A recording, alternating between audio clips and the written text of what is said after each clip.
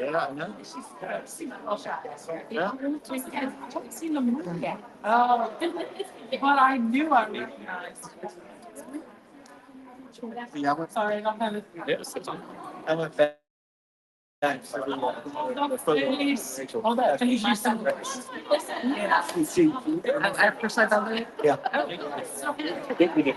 It was just about, it was like an hour ago. So. Yeah. I just did the Halo one. We were right here. Yep. Yeah, he plays her. Yes, I do still. Hey, this is the last thing today, is it? Yeah. Yeah, there were 6 tonight. 30 seconds. 30 seconds. 30 seconds. 30 seconds. Just get us one. Who's here excited for this panel tonight? Wait.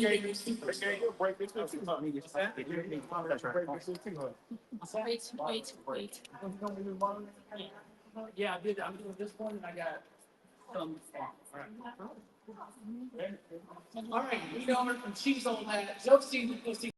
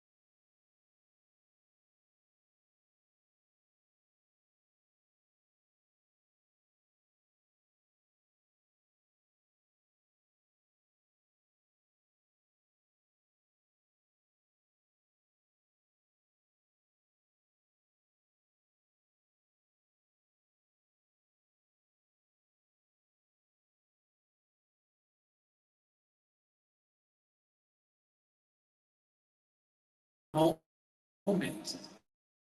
What was it like having something like that just break out? Did you notice that at the time? Were you aware of it, or did you notice it kind of later on? I mean, the truth is, I've been working before that movie. I think people sort of wanted to take it like, hey, you were in the movie. This is your first time doing anything, but you might have had, 6, 7 credits. Babysitters Club? Yeah.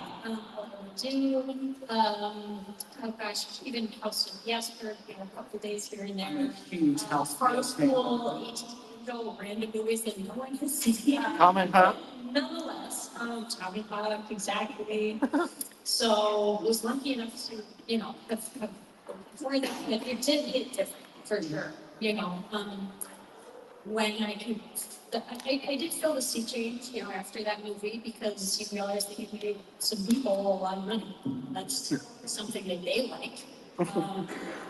And it definitely moved the needle in terms of, people recognize me from down the street, that kind of thing. But by the time it actually hit me, it was many years later. So it just really seemed like a fluke, and to an extent, in large part of public perception, it kind of flows. I didn't do anything else. Sort of made that much of a splash, and so he just because he got regarded as a financial failure by the studio. So, that's fine. But Yeah. I forget this. What's that? I think I forgot your question. What did that feel like? Just really same. Yeah, okay. How did that compare to, say, Josie and the Pussycats, where it was, and I'm a huge Josie. Thank you. It's the reason why I made sure that I could be up here to tell you how much I love that movie, how much it means to me.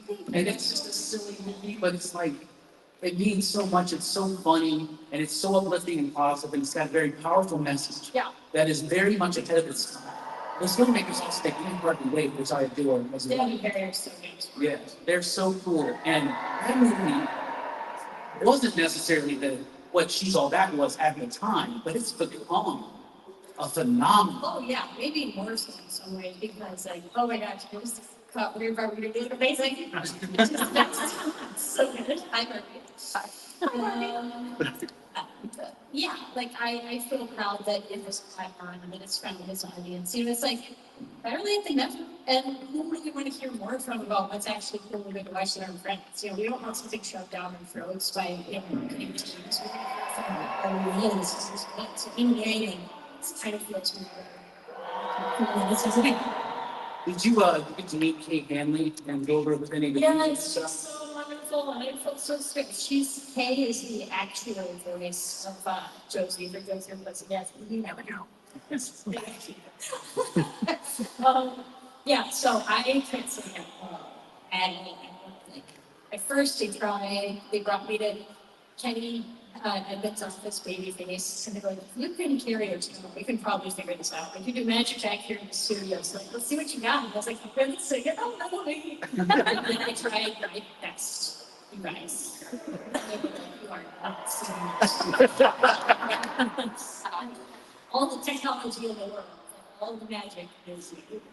So Kay saved me. She's the new sings in the movie. And it probably, I think, a big performance element to, this just stage spectacle, just power. Like this, rehearsing with this band that's extremely theatrical. And it's sort of, it was very, I couldn't do like crazy, like, big, like I don't know, fan kicks and just, kind of wild stuff that's what we could do like her band. And then Kay came out, and she's the most going to do the music. And she was like, "You're doing anything that I wouldn't. She doesn't want these signals. It's too hot. Like the two driving. It didn't really make sense. She was sort of like stating the mic into her hair. And luckily, everybody listened to her, and it's. Yeah. Did you have to learn how to play them, like on the guitar? Yeah. I mean, they're not the world's most complicated. Yeah. Can I play now still? It's really hard. It really hurts. I'm not sure if it's And then you start switching into producing films. Yes. Right? You did a lot of like Christmas movies at Hallmark and stuff like that. What's that like moving into that world? Taking that. I like it for a lot of reasons, and I joke about this, but it's also true. Like, I'm very nervous. Okay, I like to know what's going on. It's like when a movie and I hear that they're over budget, I'm like, what happened? I just want to know everything. So I got into producing when I started. I did my first movie for the Hallmark Channel. After I should do that. I don't know. Maybe stay in this scene, that kind of thing. But then I read this really fun script that I went and made it, and it was so great. It's just something to be doing layer of hair, positive, it was just felt like so. This is what I'm supposed to be doing. I'm not going to fight it anymore. And from that moment on, I realized the Hallmark was very good about lifting their creators, their actors, giving them an opportunity and pitch them a story. The title is a little fun. They don't totally understand. They call it Frozen in Love, but it was about a sort of Luddite bookstore owner whose business is failing because it's teamed up in a PR effort with occasionally too aggressive professional career. And like team effort, sort of rehabbing this marriage, kind of like this movie is so fun, you can just watch it. I was very proud of the way that the movie came out. I was really just in awe that they let me go make this thing just off of an idea. And I really proud of the movie. It was just a great experience. So then that sort of galvanized me to just want to do more and more. And that working that's been sold to Netflix. It's just been incredible. Yeah. I know with a subsidiary called Mar Vista, it's growing like crazy. And we are going to produce something very soon. Oh, awesome. Thank you. So even more to come. Yes. Yeah. Do you have any recollections when you did the anti-heroin commercial? The iconic, Yes. where they revisited the egg and all that whole different. I was playing that at my job. I work at a comic shop in town, and I was showing it to people, and they were like, "I remember this ad." And I was like, "Yeah, you do. It was very important." Rachael Leigh Cook. Thank you. We actually remade that. That's for those who know what I was talking about. Like 1998 or 9, I did a public service announcement that was a revamp of the 1995 one. So Brandon's from Brandon Drugs, and we talked some egg cook, and we're like, okay, I don't know how literal that is, but all right. And then in ours, it was like specifically anti-heroin. So for as controversial as the war on drugs, as an initiative became, I think we can all agree heroin bad, we can all still get it for the heroin. So yeah, good for you not to do heroin. I didn't want to be drippy. I also stayed in school. Yeah, I did. Good job. Yeah. So we actually remade that in early 2017, just 20 years after the first ad, just sort of updating the message with an eye to, systemic racism, how it affects mass incarceration, and just how the war on drugs was a total failure on so many levels. Yeah. But I don't know, I think it's important to do it sort of raise your hand and go, here's what we meant to say. Yeah. Wow, that's awesome. Thank you. All right. We're going to move to some questions from the audience if they have some. Absolutely. All right. Who's got questions? I believe there's a mic back there so people can line up at. We'll have a nice, fun conversation. Nice, gentle Conversation. Happened that we've had to All right. Yes, sir. You knew I was going to come up here. I know. Um, as we all know, Josie and the Pussycats is the best movie ever. Join the Army. Right. One of the things I found fascinating looking into the film itself was discovering that all of the sponsorship showings in the movie, every one of the icons was done without payment. Yeah. And for a movie that is like, be an individual, do not follow the path that is being thrown at you by media. I can't imagine why the media didn't like that. I'm wondering, especially considering the fact that, here we are, we're celebrating it. A phenomenal movie with a lot of great lines. I'm just wondering, when you're making a movie like that, where the message is as satirical as it is smart, what's going through your mind in the making of a movie like that, and what is your reaction to the genuine love that the movie has now when it was a critical failure? I mean, so many levels to what you're saying right now. Like he's absolutely right. There's so much product placement in that movie. Target, Revlon, we could not. We had to just ask for permission to put it in. And I was not on those calls trying to get those people to let us use their brands. I can't imagine how much hard it was to be like, no, we don't want to advertise with you guys. You're making fun of us. And we're like, oh, kind of, but the most for free. Like places like Target are like, yeah, go ahead. Like, come at us with Target. Like, Target's one of the it's right now. So, yeah, how wild is that? And when people saw the movie back then in the theaters, they're like, oh, that movie had so much product places. That was terrible. It's like, I just bang your head against the wall. But how do you feel like if any of you have been on set, if you had been there with us, seen the sets, read the script, you're like, I get it. This is clear to me. This makes all the things in the world to me. So there was just a disconnect. People just weren't quite ready to receive the messaging. It just didn't make sense because we're seeing the movie happening in real life. We're getting these ads just messaging, products just jammed down through. It's all day long. The movie's prophetic. right? It really is, because it's even worse now with social media. Was that one of the things that appealed to you about that script?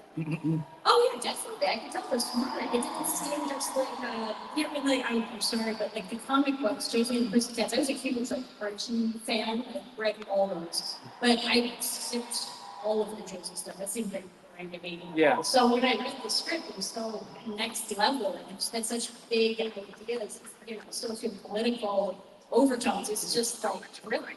Yeah. What was it like working with Parker Posey? She's one of my absolute favorite performers. I Parker Posey has been like it's almost a problem how much I love her because honestly, when I saw her movie Party Girl when I was very young, I so just wanted to be her, and when I became an impression of her in House of Yes, I was just like that's what I want to do. That's what I want to be. This is everyone's just a girl. The universe cannot take more than one of her. There's not one of them. So I really, but it didn't, you know, stop me from trying to, you know, blaze a path like hers. It didn't really fit, to be honest. But I, if you can't tell, totally obsessed with her and her movement. She's amazing. Absolutely. I agree 100%. All right, so yes. I have a question about Psych. What was it like working with James Joday and Julia Hill? I love those beautiful lunatics. They're the world's most ridiculous people. I was so nervous walking onto that set more than I've been walking into almost any job because you want to paint it somewhere. You know what I mean? You're like, I don't know if I don't speak the language, if I don't do the thing, I'm not funny as they, I don't know what I'm doing. Like, whoa, I'm scared. But they really made me feel comfortable and like, you know, honored. Yeah, just being like happy that I was there. And I'm still pretty welcome to this day. So, Woo! Great question. Yes. Hey, I have a question about She's All That. I was in college when it came out, and so feeling like near the same age, how did it feel to play someone who was regarded at first, of course, as like being nerdy and like it's all about how she doesn't look cute, and then being transformed? Like, was that weird as a person, or no? Because you knew you were playing a part, and that wasn't really who you were. I think maybe my ego just didn't want to relate, or I just was maybe like young and hectory at the time. But I was like, the problem was her attitude. Like that's the way I always felt about the whole thing. Like to me, like when she takes her glasses off and submits to letting someone else sort of change her mind, that's an internal decision that has an outward, you know, sort of implication. And that's what I was always able to sort of like tell myself. It's not just like, oh, she conformed to society's standards of beauty and then everything turned good for her. That's kind of nonsense. Yeah. Because ladies told small at the beginning of that movie. Like Yeah. they wrote it very carefully. She has all of the stages on films about who Zack Snyder is. And yeah, don't get me started on this. Thank you. Great question. Hey, Rachel, I have a two-part question. Right. The first part is, what is the project that you've done that you have the most fun on? And it could be anything, TV, movies, whatever.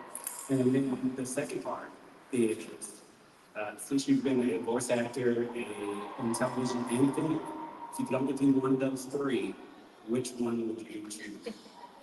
It's a tough one. We started with the question that's easier for me. I have two kids. They're 9 and 10. I mean, that's the first one to start. But doing movies, which I've been lucky enough to be able to pretty much do exclusively, works best for my lifestyle as mine and as a parent. TV is amazing, but it will take life from you. It's just the nature of the beast. So for right now, that feels good. I miss TV because it's kind of family. We have to constantly resource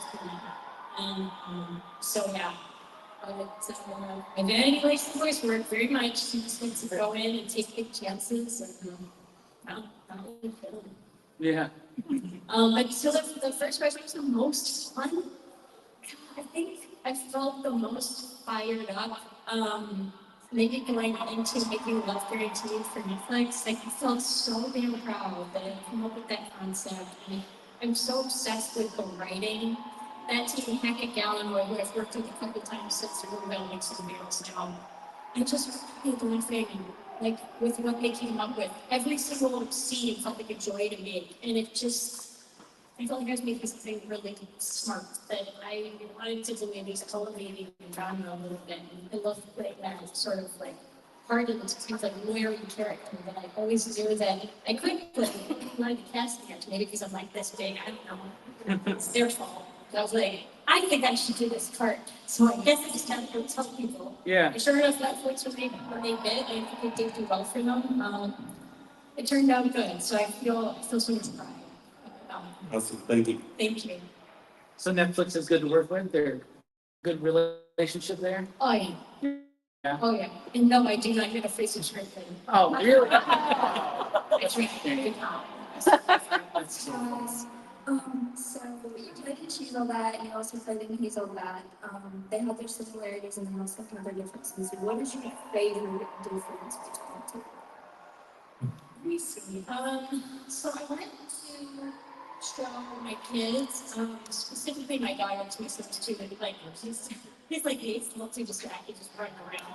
So it's mostly my daughter was going to show She's All That too, because she was like, what's this thing that, you know, my friend's moms like keep saying that they've seen you here. I'm like, well, here we go, I'll show you. I haven't seen her forever, but that's your mom. First of all, they can barely believe I'm the same person, which ouch.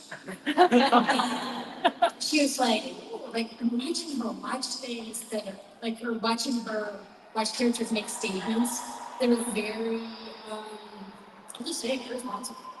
You know what I mean? Like there are like parts where some of the characters will make, you know, really good comments about women's bodies. Yeah. Like just not okay. It didn't move. It's just I didn't write it, I was there. It's easy to say it was a different time to make it okay. But it makes it not okay for me to show it to my daughter, like kind of. Or I just enjoyed the snot out of it. Just every time someone would say or do something they shouldn't have done, I'd be like, and we understand that we don't do this, right? Why? It's just like, so that wasn't good. But the dance sequence in the new one, you guys. I mean, they are like neck and neck.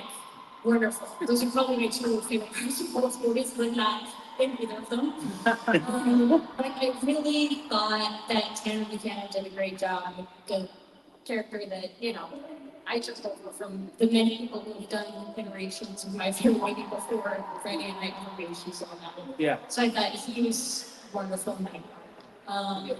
So yeah, I mean, that's a little bit of a scary answer. Thank you. Thank you. So my question I think went back to the script that you had done, fans of your Tifa and the Star Wars that you did. Taking on those voice roles was always an interesting any video games or Star Wars or anything? Especially back then, like, I was not looking at it much. I don't live from right now, I don't even hear, not complaining. But just was sitting out busy and was very happy to get those auditions and to get those roles. And like with Star Wars Republic, that's a cast of maybe literally thousands. There's something over 1,400 something roles in that thing. Yeah, it's crazy. So I was more like that, to do that. You just do it because you have to stay in practice and just because it's really fun. So yeah, I have various reasons for wanting to do that, but mostly just because it feels good to go to work and do something that's like a little bit outside your comfort zone versus. Thank you, Bill. Hi, my name's Brian. I have two questions, and I'll ask them separately. The first question was, I know when She's All That, I think there was a song written by Sixpence None the Richer. Yeah. What was it called? The song is by Sixpence None the Richer, and it is called History. Yes. It's Only if they use this. That's not. good when Brian with a Y. I remember you. So actually, you filmed here in the caves a few years ago, and I saw that you have a movie coming out on Netflix, filmed in Vietnam. So you traveled. And we went last year, indeed. That's called The Tourist's Guide to Love, and you will feel like you have been to Vietnam if you have not as much. It's really good. So the question is, where's your favorite place that you've filmed? Besides Huntsville, Alabama. Seriously, there's 40 people with me back here. I've not been here since we made Tommy Hockey so many years ago. My dad still wears the t-shirt from Cathedral Conference. It says in big letters, Cave Rescue Crew, we interfere with natural selection. You know, I kind of think this is hilarious. And it is. It's a beautiful place. I can still remember the smell of something every time I go back there. And no, I'm not still friends with Jonathan Taylor Thomas, despite me, that's my first, just kidding, he just left. But yeah, it makes me sad that, the Grand Green Frozen was it's such a big shame, what a huge talent that was. Yeah. I remember many a night sitting in the Waffle House, just being silly teenagers out there. Very That's awesome. Hey, Rachel, I have two questions. You've been in you've guested on a lot of TV series, also supported sports movie, basketball games. Which of those is your favorite film? I didn't know how the Las Vegas thing was gonna end. I only got the first of 2 episodes when they asked if I wanted to do it, and I was like, wow, I'm leaving this show in handcuffs in Boris. It's not good. But that was a lot of fun. Let me see, Psych was a great what was the best in the work on? I can't believe I get to say I had to work with Audrey Plaza on Fragrant Lines. That was so rad. She and Matthew Gray Rubler are just some of the nicest, nicest people you could ever meet. That was a great time. What's your favorite mac and cheese recipe? Mac and cheese recipe? I don't choose one, but whatever my mom's doing. Okay. Correct. Kraft mac and cheese. Yes, sir. You are gorgeous to see. Thank you. I appreciate you. Thank you. Thank you. You're welcome. And I'm going to check the file. I'm gonna hold that. I didn't take it that way. It's like no, where I can get one. I just Okay. She's all that question. Did you feel any pressure after the movie to be like, you know, a role model? Or the roles you offered after that, did you feel like, okay, I mean, what did you feel? Because that movie was so popular to my generation. And as far as being like a role model or you how you affect your own roles that you offer. You thought they were just totally opposite. Hey. the thing that the pivot point that it created for me internally was like, well, that's high school. I am not going to do high school notes. I am 18, which is very old. And so I didn't pursue anything else that took place in high school. I don't think, not that they were beating down the door, to be honest, but I was sort of like all of us were back then, like, you know, I was just well. So we don't need it. And for Josie question, has your daughter seen Josie? What does she think? And where do you think Josie would be 20 odd years later if there was a sequel? Oh, that's a good question. I wish I was as smart as Debbie Harry so I could tell you. My daughter, we get 20 minutes in the movie, she goes, I don't know how this is going to end. I was like, some point, you know, the dance we didn't call it, we had concert, I think she pretty much, she completely figured it out. So, I guess, you know, successful message early on for her. What was the question? Like, what?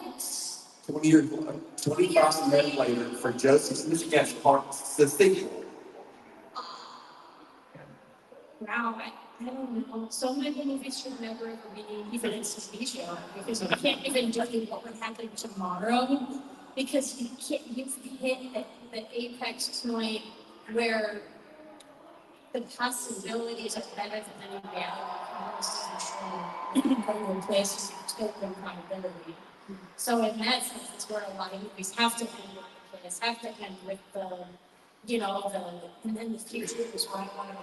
Like that's, because your imagination's just better. So, I mean, you could do it darker, like you could do a grittier version of it, one of them's become like a conspiracy theorist because they're like, told you it was music and you have to revamp it for all of the problems with AI, social media, updated themes. You could do a version of it, but I don't think it's advisable. I think it'd be cool to come back. See Josie. There's 20 years. definitely things that need to be, still said and addressed about like the feelings of our society and Yeah. I know. It's way better now, right? These words are less. Yeah, they should definitely make a version of it. I just always hang back when people go, well, do you want to make more? It's like, it's also a story about you as the people who are responsible for speaking up for their generation in the future. And I do understand that it's probably going to be right now. Yeah, that makes sense. Yes. Hey, I love you, Josie and Pussycats, but my favorite is Tifa. I think Tifa's one of my favorite fictional characters of all time. Thank you. So I know you voiced her in Advent Children and Kingdom Hearts, but did you explore her character much beyond the roles that you did?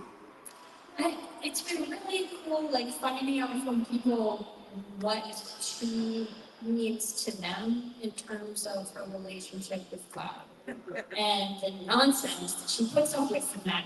I'm sorry, but she is an incredible, sort of figure that just represents infinite love and, that we're willing to go to battle for someone's support. Like we all deserve someone like Tifa in our lives. Thank you. Thanks. Seems like character is very important.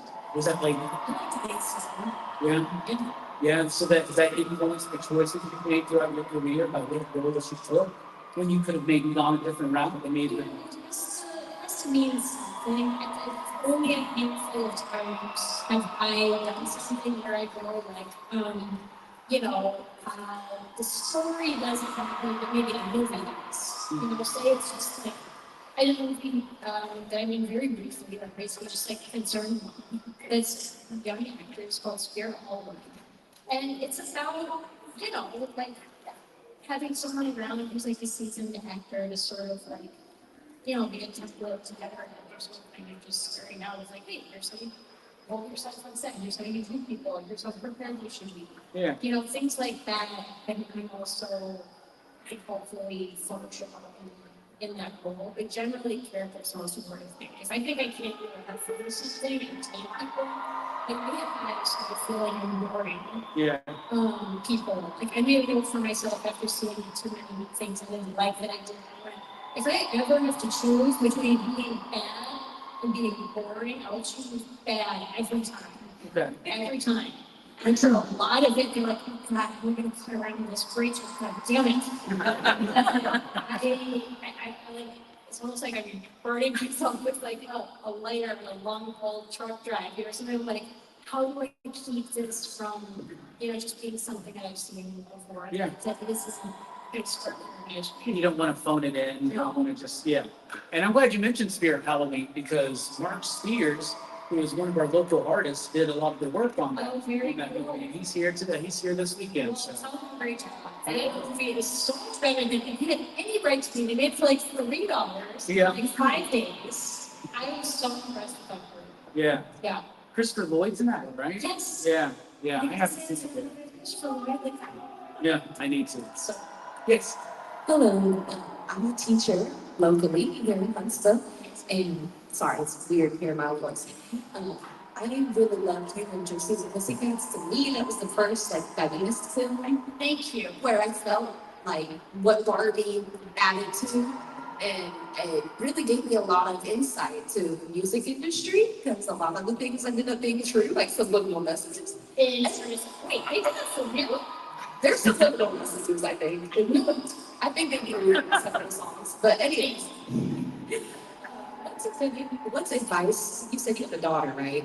What's advice you would tell a young woman today, especially like high school range, because that's what I teach.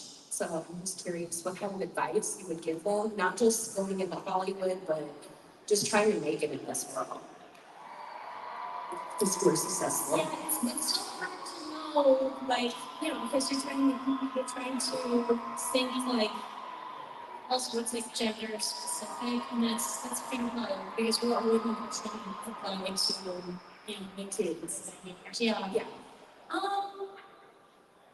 I don't, I don't know. Like, I operate by one philosophy for sure. There's some things that I repeat from my dad often. The biggest waste of time in the world is trying to rationalize the irrational. Don't deal with people who you cannot change their mind or help out. That's a waste of time. And I have a firm belief that everyone is doing the very best that they can all of the time. Just sometimes their best really sucks. Just know that. That helps me often. And professionally, the thing that I wish that I had known is that when people say, what do you want to do? It doesn't matter how far-fetched it sounds. I have an answer and don't be afraid to say it.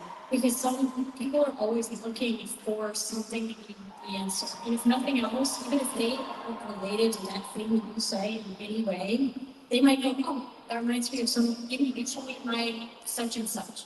Don't be afraid to raise your hand and, you know, say their difference. You never know. Thank you. Sorry, I talked too much. Oh, no, you're fine. Sylvester Stallone, what was that like? Do people have to go? I feel like it's late. Yeah, is it time? It's 5:37. I think we got to feel like it's 5. He's just long. If I Yeah. could do it, I should have. That would be hilarious. He's incredible. He speaks a few languages. His art is fantastic. He's droll. He's welcoming. He's a really sweet guy. Who's that? Totally. What's your favorite song of the Josie song? I'm glad you didn't say me get Carter sometimes. I don't remember that one either. But that is cool. Yeah.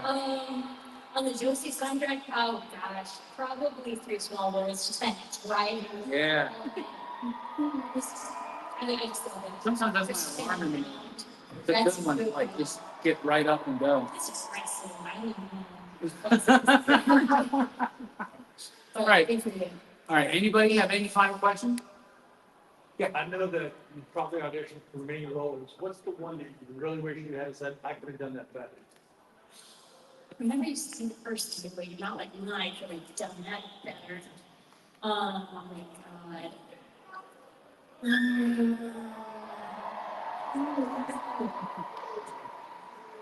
I think I did try out for Michelle Williams' part in Brokeback Mountain. Oh. Really, yeah, they were like, oh, you really like your take, this, that, and the other. He's like, they probably think they're gonna offer it to Michelle Williams, but you could probably come to LA and maybe they can leave. And I was just like, let's see if they offer it to Michelle. But like, in terms of like, if you could have magically handed me something, like, yeah, that would have been awesome. But like, no, it should have been Michelle. Plus, I can't remember. All right. Well, okay. Would you tell us something personal about yourself, like something you wouldn't be surprised to learn? No. Let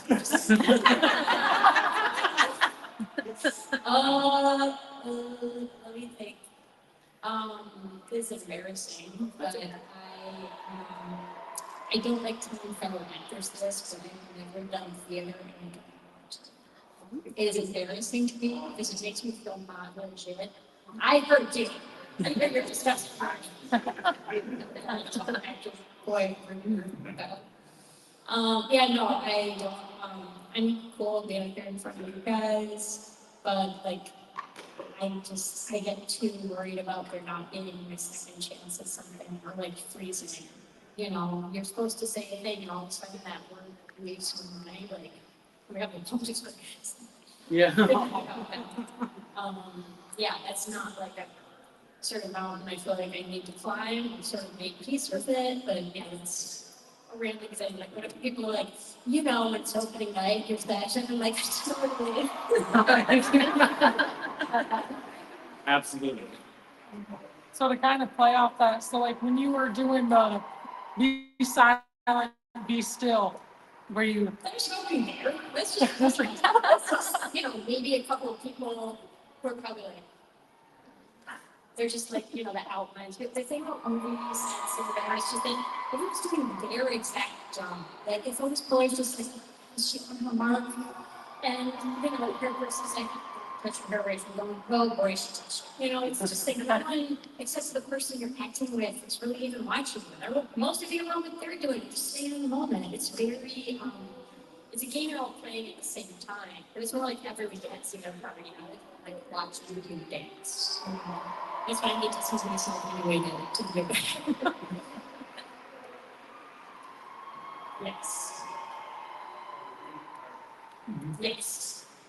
What was it like to work with Alan Dunning? Who was Alan? He just made that Oh my movie God. so funny.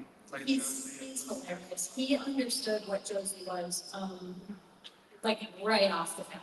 The movie does not work without Alan in it. Because if you had sort of like almost a straight man in that part, it wouldn't set the tone properly. It just wouldn't have worked. And he was the one who I think sort of showed Parker what the world was that they could go play in. He was telling me that was like, no, seriously, bro, like, we can do it. And like, he inspired her to have so much fun. So, very grateful to him. one more question. How many takes did it take you to do the falafel ball scene? She's all right. You'll never know. Still be that woman in space. Oh my God. I can't be it. I don't know. He didn't. And he never did. He never broke. Yeah. I'm sorry, we'll sure we lied down behind me. He killed the Jor. Man, kill him, huh? They were saved. They were to be fine. Yeah. Yeah, they were okay. They were fine. Yeah. Hi, zombies at the end. Right? Hi, Rachel. Yes, I want specifically for this. I'm a fan. I think I was 10 years old when Josie and the Pussycats came out. Me and my sister, yes. But I do have a question in regards to, it doesn't matter whatever industry you're in, but what message, if you have one, about maintaining your humility no matter where you go, what level you ascend in your career, in your field. I mean, I hope for everyone here that you're so wildly successful that you forget to be humble. I wish that for everybody. But the truth is, if you're realistic and you're practical and you're hardworking and you're actually paying attention, life will humble you if you are simply paying attention. If you're not paying attention, then maybe you could skip that part, but I find it unavoidable. So like if anyone listens tips on how to avoid the harsh realities of life, I'm listening. Yeah, I don't know, time for me to wear this is all right. Yeah. It will do it for you. Anyway, thank you so much for taking me there.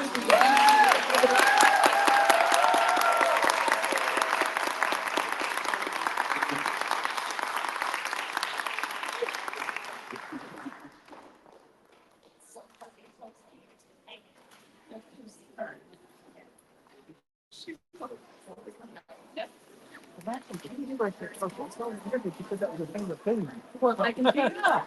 Thing would be like, what? Maybe it's changed. Maybe I don't remember. But it wasn't raining. Oh, my God.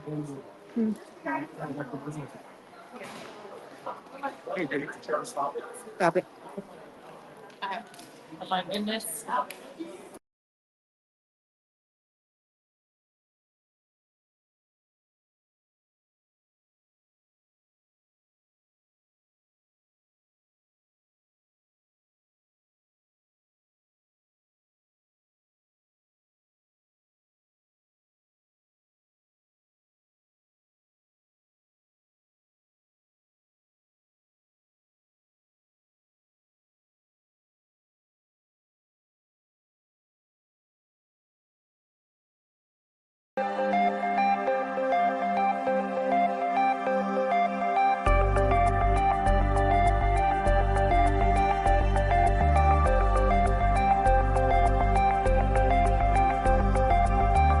Complete. No.